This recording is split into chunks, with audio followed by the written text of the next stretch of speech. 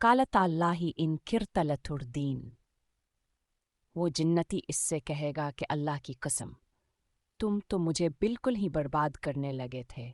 ولولا نعمت ربی لکنت من المحضرین، اور اگر میرے پروردگار کا فضل شامل حال نہ ہوتا تو اور لوگوں کے ساتھ مجھے بھی دھر لیا جاتا۔ سورۃ الصافات۔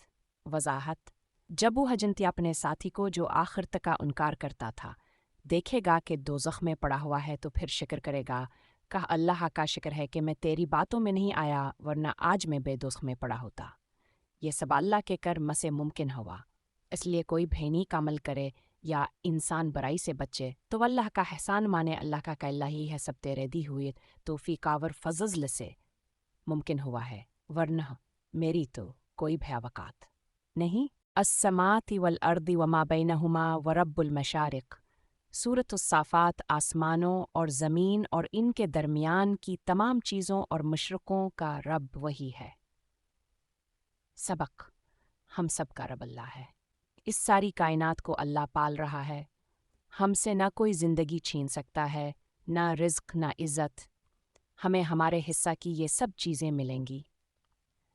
احشروا الذین ظلموا وازواجہم وما کانوا یعبدون، فرشتوں سے کہا جائے گا کہ گھیر لاؤ ان سب کو جنہوں نے ظلم کیا تھا اور ان کے ساتھیوں کو بھی اور ان کو بھی، من دون اللہ فاہدوہم الی صراط الجحیم۔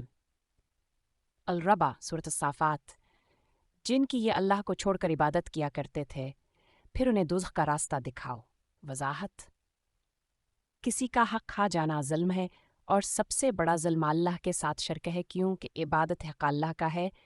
ایسے ظالموں کو اپنے ساتھیوں کے ساتھ دوزخ کی طرف روانہ کیا جائے گا، اس لیے ظلم میں کسی کا بھی ساتھ نہ دو۔